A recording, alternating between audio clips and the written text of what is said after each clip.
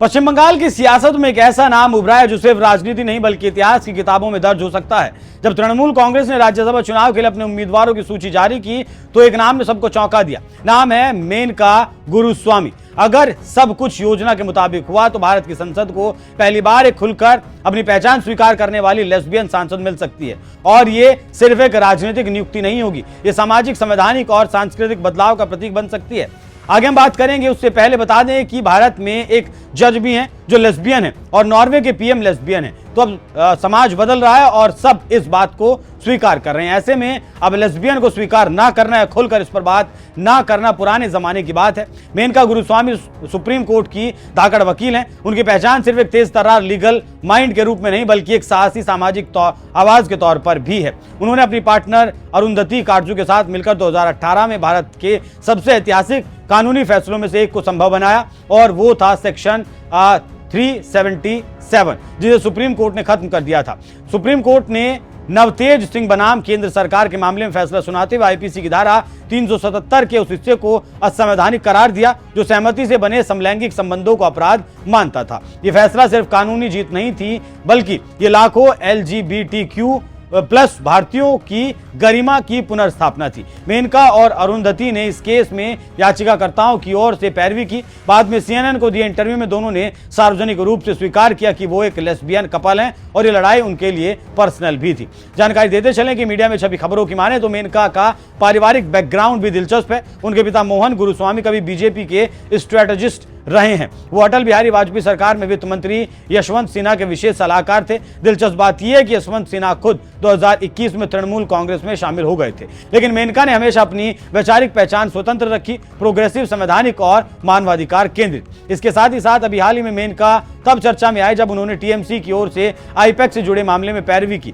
ED की कार्रवाई के बाद जब पार्टी ने गोपनीय जानकारी की सुरक्षा की मांग करते हुए हाईकोर्ट का दरवाजा खटखटाया तो मेनका अदालत में TMC की ओर से खड़ी थी। सुनवाई के दौरान additional solicitor general SV Raju द्वारा ममता बनर्जी को ममता कहकर संबोधित करने पर मेनका ने कोर्ट में मर्यादा बनाए रखने की बात कही। ये एक छोटा सा क्षण था लेकिन इससे उनकी पेशेवर दृढ़ता और राजनीतिक संवेदनशीलता दोनों झलकी और यही हिस्सा काफी वायरल भी हुआ था। अब देखिए video.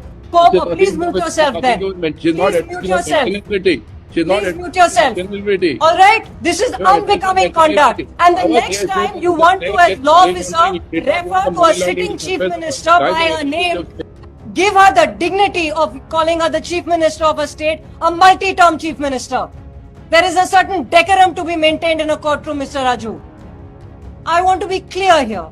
This is what I'm on. Please mute yourself. तो देख लिया आपने कैसे राजू साहब की हालत खराब कर दी है। जानकारी देते चलें कि मेनका का काम केवल LGBTQ+ अधिकारों तक सीमित नहीं है। उन्होंने छत्तीसगढ़ में माओवाद विरोधी विवादित अभियान सलवा जुडूम के खिलाफ कानूनी लड़ाई में भूमिका निभाई। मणिपुर में कथित फर्जी मुठभेड़ों के मामले में सुप्रीम कोर्ट द्वारा नियुक्त एमिक्स क्यूरी के रूप में काम किया।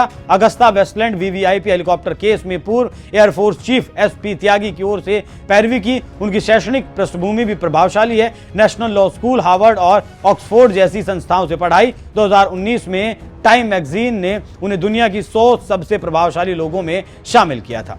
अब बात TMC के दांव खेलने पर राजनीतिक दृष्टि से देखें तो ये सिर्फ एक नामांकन नहीं, ये एक मैसेज है। एक तरफ दुनिया के कई हिस्सों में जेंडर और सेक्सुअलिटी को लेकर बहसें तेज हो रही हैं। अमेरिका में पूर्व राष्ट्रपति डोनाल्ड ट्रंप जेंडर पहचान को लेकर कड़े बयान देते रहे हैं। ऐसे वैश्विक माहौल में TMC का एक खुले तौर पर लेस्बियन वकील को राज्यसभा के लिए नामित करना खुद को प्रोग्रेसिव और इंक्लूसिव साबित करने की कोशिश भी है। अगर मेनका गुरुस्वामी राज्यसभा के लिए निर्वाचित होती हैं तो भारतीय संसद के इतिहास में पहली ऐसी सांसद होंगी जो खुलकर अपनी लेस्बियन पहचान के साथ संसद में बैठेंगी।